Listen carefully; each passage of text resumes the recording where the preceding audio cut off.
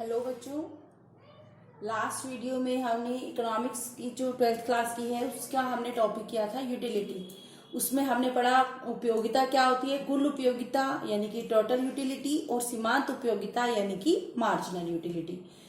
अब हम टोटल और मार्जिनल यूटिलिटी को इस टेबल के थ्रू अच्छे से समझेंगे। जैसे कि अगर हम एक्स वस्तु उपभोग कर रहे हैं, ये कुछ भी हो सकता है, एप्पल, बनाना, फूड, वाटर, कुछ भी हो सकता है। तो अगर हमने उसकी पहली क्वांटिटी यूज की, पहली इकाई यूज की, तो हमें कुल उपयोगिता कितनी मिली? 10। जब हमने 2 इकाइयां इस्तेमाल करी, उपभोग करी, तो क्या होगा?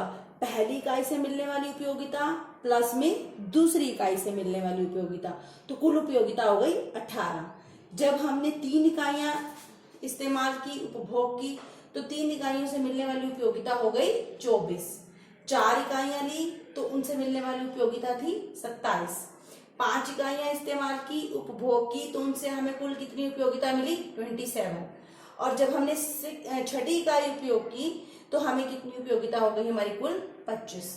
तो हम मार्जिनल यूटिलिटी, मैंने आपको पिछले वीडियो में भी बताया था कि एक अतिरिक्त इकाई से मिलने वाली उपयोगिता, किसी वस्तु की एक इकाई अगर हम अधिक इस्तेमाल करते हैं तो उससे मिलने वाली उपयोगिता।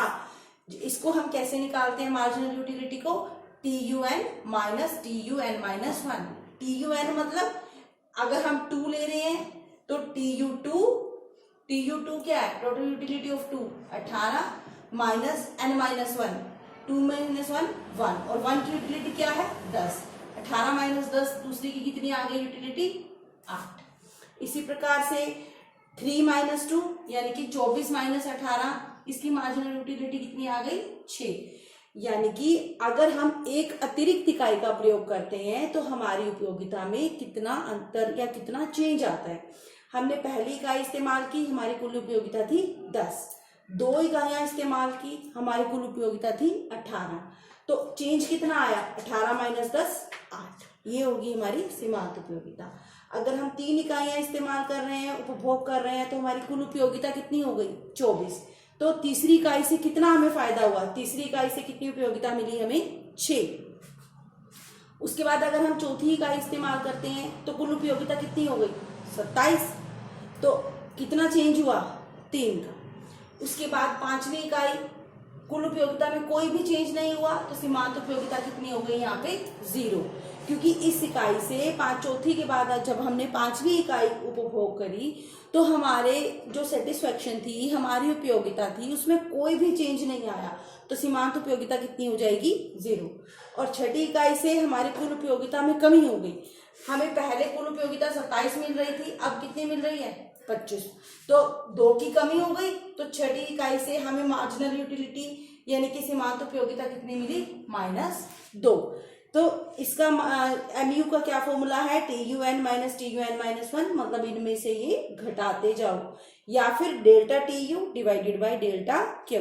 डेल्टा TU मतलब TU में कितना चेंज आता है, टोटल यूटिलिटी कुल उपयोगिता में कितना चेंज आता है, बटा में क्वांटिटी में चेंज। यहाँ पे कुल उपयोगिता में कितना चेंज है? 18 माइनस 10 8, बटा में इन दोनों का अंतर 2 माइनस 1 1, वही 8 आ गया।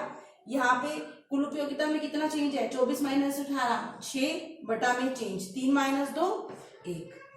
इसमें इन दोनों का अंतर 27 में से 24 करें 3, बटा में 4 में से 3 1।